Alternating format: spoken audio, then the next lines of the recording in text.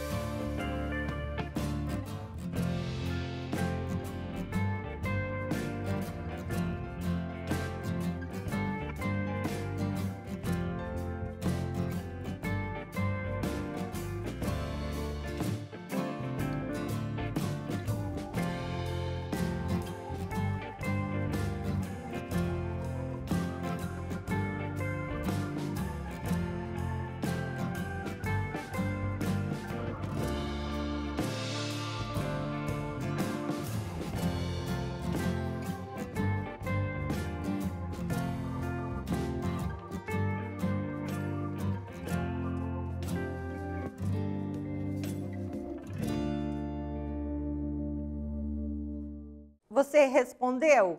Ótimo. Então, vamos lá. A professora, né, eu coloquei uma resposta, uma coisa minha. Assisti algumas reportagens na TV sobre animais abandonados e sobre as pessoas que cuidam quando isso acontece, né? Então, e a tua história? A gente sabe de cada uma, né, pessoal? Que pena. Como estão os animais de estimação nessa pandemia? A professora Glaucia vai fazer a leitura e eu queria que você acompanhasse a leitura. Se você conseguir, você já está avaliando como está a sua fluência. Se você não conseguir, é importante que você preste bastante atenção no que está sendo lido, tá? Para poder interpretar. Como estão os animais de estimação nessa pandemia? A pandemia de coronavírus aumentou o número de animais domésticos abandonados. Desde o início do período pandêmico, mais donos de animais de estimação estão se desfazendo dos seus outrora melhores amigos, né? Esse melhores amigos até poderia vir entre aspas, porque está quase uma ironia, né? Nossa, como que você...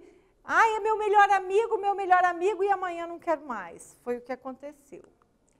Continuação aqui. O cenário, quem que fala isso, professora? Quem que deu essa informação? O cenário é confirmado por organizações não governamentais, pelo Conselho Federal de Medicina Veterinária e até mesmo pela SaferNet Brasil, organização que monitora conteúdos que violam direitos na internet. Então, essa informação tem bastante confirmação. O diretor da ONG Cão Sem Dono, Vicente Defini Neto, relata à BBC News Brasil que desde o agravamento da pandemia no Brasil, tem recebido cerca de 200 e-mails por dia. Em geral, de gente interessada em encontrar novos donos para os seus pets. Segundo ele, é um aumento de 40% da procura anterior ao período. Que absurdo, gente. Cerca de 200 e-mails por dia. De gente querendo achar novos donos para os seus pets. Atividade 2, pessoal, anota aí, olha só. O cenário é confirmado por organizações não governamentais, pelo Conselho Federal de Medicina Veterinária e até mesmo pela SaferNet Brasil, organização que monitora conteúdos que violam direitos na internet. Atividade. Quais são as entidades que confirmam o abandono de animais? Um tempinho para você e já voltamos para conferir. Essa, lá do nosso objetivo, é uma informação explícita no texto. Vai lá.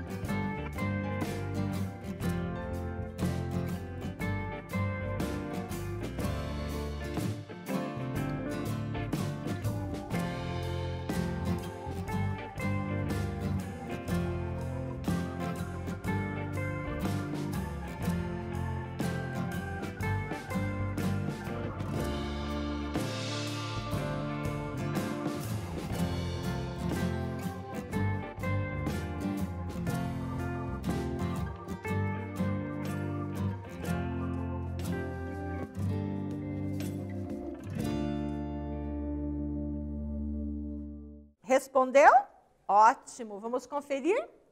Quais são as entidades que confirmam o abandono de animais? Organização não governamentais, Conselho Federal de Medicina Veterinária e a SaferNet Brasil. Olha quanta gente envolvida e vendo o descaso com os nossos animaizinhos de estimação. Aí você pode perguntar assim, tá, professora, tudo bem, estou entendendo. Mas por que eles estão abandonando, professora? Vamos dar uma olhada aqui, ó. O que leva uma pessoa a abandonar o seu animalzinho? Pois bem, segundo o último estudo realizado em 2010, nós estamos em 2020, são 10 anos, tem 10 anos essa pesquisa. Os principais motivos de abandono de cachorros e gatos foram, vamos lá, ninhadas inesperadas, 14%. Mudança de casa, 13,7%. Fatores econômicos, 13,2%. Perda de interesse pelo animal, 11,2%. Comportamento problemático do animal de estimação, 11%. A tela seguinte também continua aqui, vocês viram que não fechou 100%. Professora, mas já acabou, não deu 100% aqui. Eu vou parar por aqui para a gente fazer um pouquinho de comentário sobre essa tela. Pessoal, como que a pessoa vai pegar um animalzinho de estimação e vai se surpreender com ninhada inesperada? Se você não quer que o animalzinho tenha filhotes, você tem que providenciar a esterilização do animal. Se você não quer que o seu animal tenha filhotes, você tem que cuidar do seu animal para que não haja, né, o encontro do macho e da fêmea. Tem que cuidar do animal.